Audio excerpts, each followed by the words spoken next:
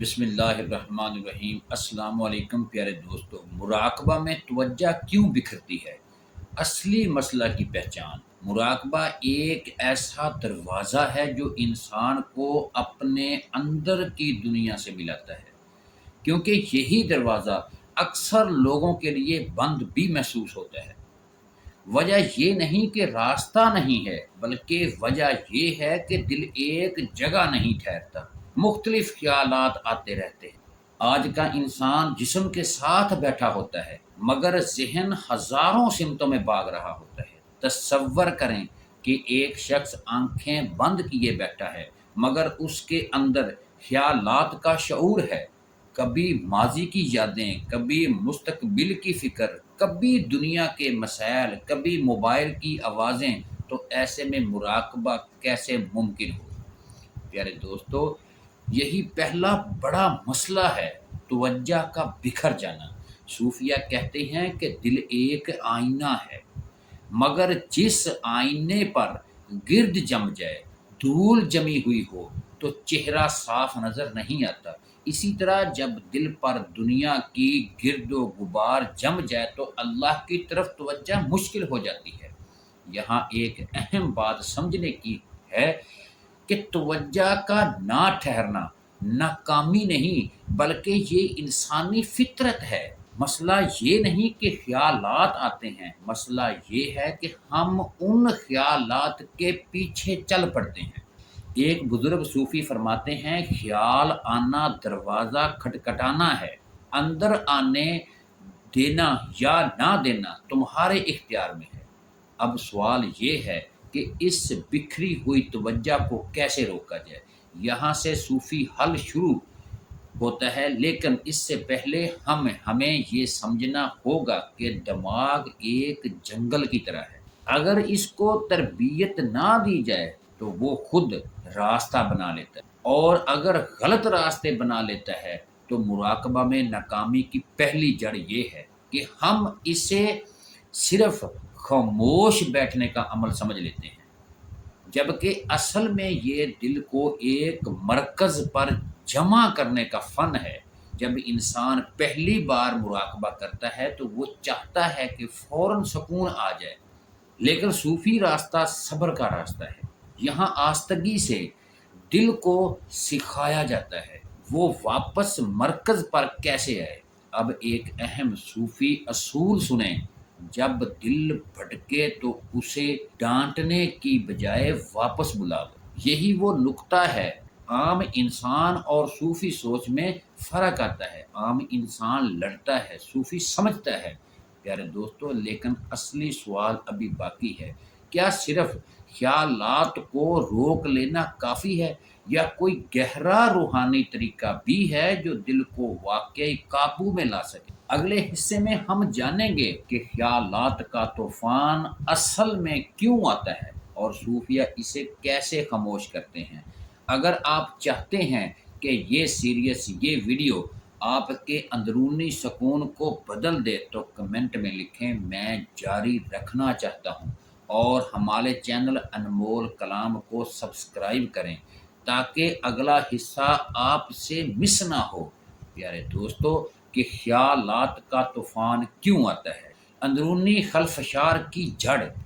پچھلے حصے میں ہم نے سمجھا کہ مراقبہ میں سب سے پہلا مسئلہ توجہ کا بکھر جانا ہے، لیکن اب اصل سوال یہ ہے کہ آخر یہ خیالات آتے کہاں سے ہیں؟ کیا یہ صرف ہماری کمزوری ہے، یا اس کے پیچھے کوئی گہرا روحانی نظام بھی کام کر رہا ہے؟ صوفیہ کے نزدیک انسان کا دل ایک میدان کی طرح ہے۔ اس میدان میں ہر لمحہ کچھ نہ کچھ بویا جا رہا ہے، کبھی دنیا کی فکر، کبھی خواہشات، کبھی خوف، کبھی یادیں، کبھی بیج پھر خیالات کی شکل اختیار کر لیتے ہیں۔ پیارے دوستو، جب انسان مراقبہ میں بیٹھتا ہے تو وہ پہلی بار ان تمام چھپے ہوئے خیالات کو واضح طور پر دیکھتا ہے، اس لیے اسے لگتا ہے کہ میرا دماغ بہت زیادہ چل رہا ہے، حالانکہ حالانکہ حقیقت یہ ہے کہ دماغ ہمیشہ سے چل رہا تھا، بس اب خاموشی میں اس کی آواز زیادہ واضح ہو گئی ہے۔ یہی دوسرا بڑا مسئلہ ہے، خیالات کا بے قابو بہاؤ۔ ایک صوفی مثال دیتے ہیں کہ دل ایک دریا ہے، اگر دریا میں کچرا ڈال دیا جائے تو پانی گندا ہو جاتا ہے، لیکن اگر پانی کو بہنے دیا جائے، اس میں نیا صاف پانی شامل کیا جائے تو وہ دوبارہ صاف ہو سکتا ہے۔ اسی طرح دل کے خیالات بھی ہیں۔ اب سوال یہ ہے کہ ان خیالات کو روکا کیسے جائے؟ صوفی طریقہ یہ نہیں کہ خیالات کو زبردستی ختم کیا جائے، بلکہ انہیں غیر اہم بنایا جائے، یعنی ان کی طاقت کو کم کیا جائے۔ یہاں ایک بہت اہم روحانی اصول سمجھیں، جس خیال کو تم اہمیت دو گے وہی تمہیں قابو کر لے گا۔ جب انسان ہر خیال کے ساتھ لڑنے لگتا ہے تو وہ ایک زیادہ طاقتور ہو جاتا ہے۔ صوفیہ کہتے ہیں کہ اصل طاقت نظر انداز کرنے میں ہے، نہ کہ مزاحمت میں۔ مراقبے کے دوران جب کوئی خیال آئے تو اس سے جنگ نہ کریں، بس اسے دیکھیں اور گزر جانے دیں، جیسے آسمان میں بادل آتے ہیں اور چلے جاتے ہیں۔ ایک بزرگ فرماتے ہیں، خیال کو مہمان سمجھو، میزبان نہ بناؤ۔ اب یہاں ایک گہری بات سمجھنی ضروری ہے، خیالات صرف دماغی نہیں ہوتے، یہ روحانی کیفیت کا بھی حصہ ہوتے ہیں۔ جب دل دنیا سے زیادہ جڑا ہوتا ہے تو خیالات بھی زیادہ دنیاوی ہوتی ہیں۔ اسی لیے صوفی راستہ صرف بیٹھنے کا نام نہیں، بلکہ دل کی صفائی کا عمل ہے۔ اگر دل میں دن بھر کا شور بھرا ہوا تو مراقبہ میں خاموشی نہیں آ سکتی۔ اس لیے صوفی پہلے دل کی تیاری سکھاتے ہیں، پھر مراقبہ۔ یہی وجہ ہے کہ بڑے اولیاء اکرام ہمیشہ ذکر کو مراقبہ کی بنیاد کہتے ہیں۔ ذکر دل کو نرم کرتا ہے اور نرم دل میں خیالات کا شعور کم ہو جاتا ہے۔ پیارے دوستو، لیکن ایک سوال اب بھی باقی ہے، اگر خیالات کو مکمل ختم نہیں کیا جا سکتا تو پھر مراقبے میں گہری توجہ کیسے حاصل کی جا سکتی ہے؟ اگلے حصے میں ہم جانیں گے دل کو ایک نقطے پر کیسے جمع کیا جاتا ہے اور صوفی حضرات کس راز سے توجہ کو لک کرتے ہیں۔ کمنٹ میں لکھیں، دل کو قابو کرنا سیکھنا ہے۔ اگر آپ اگلا حصہ چاہتے ہیں تو چینل کو سبسکرائب کریں تاکہ روحانی سفر جاری رہے۔ پیارے دوستو، دل کو ایک نقطے پر جمع کرنا، توجہ کا صوفی راز۔ جو صوفی ایک نقطے کو توجہ میں کرتے ہیں۔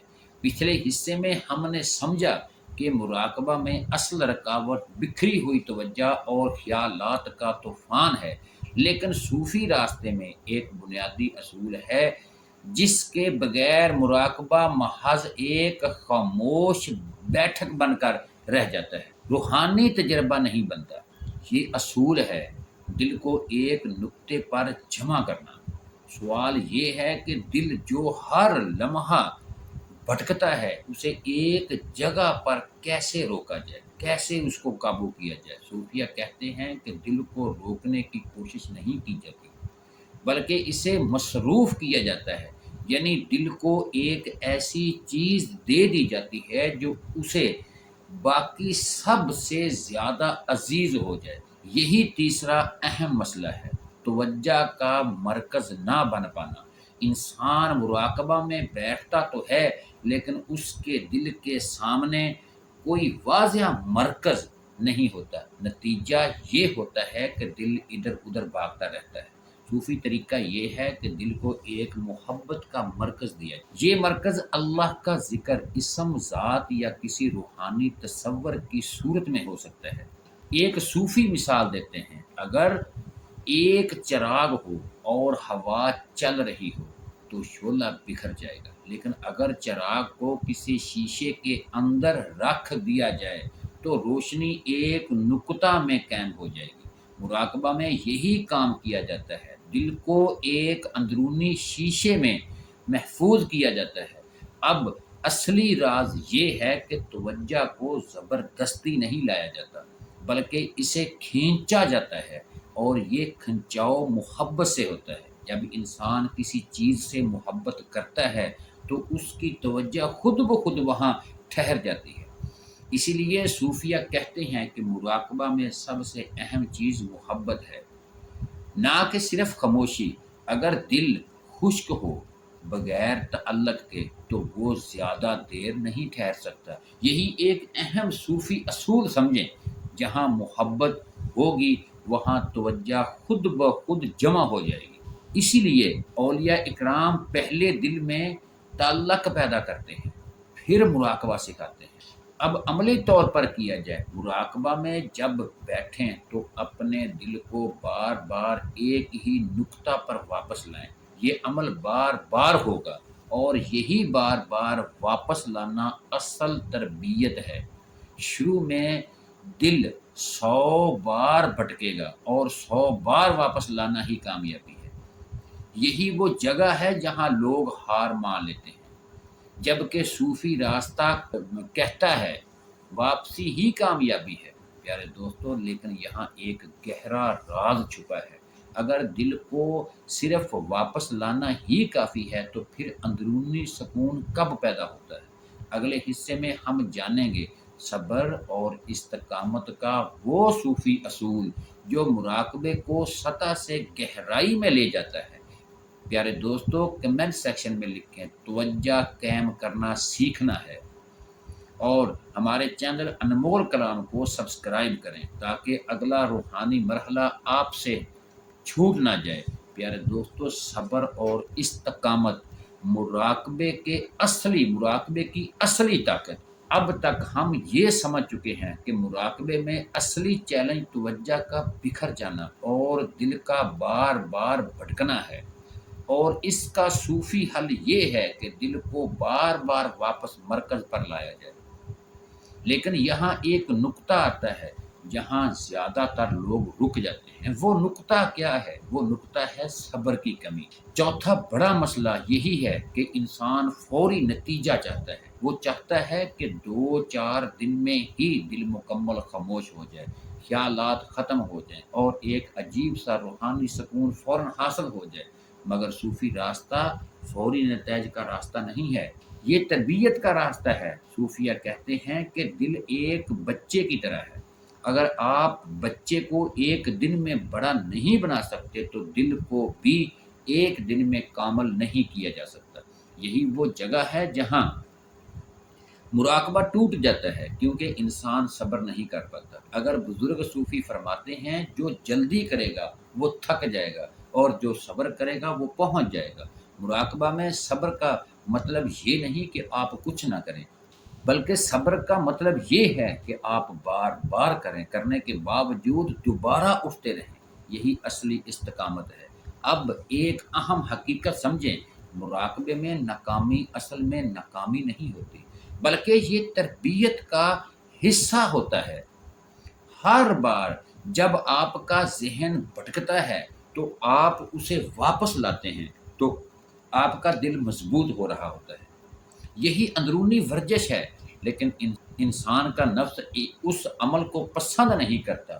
نفس چاہتا ہے کہ سب کچھ آسان ہو، آرام سے ہو اور فوراً ہو، جبکہ روح چاہتی ہے کہ دل صاف ہو، چاہے وقت لگے۔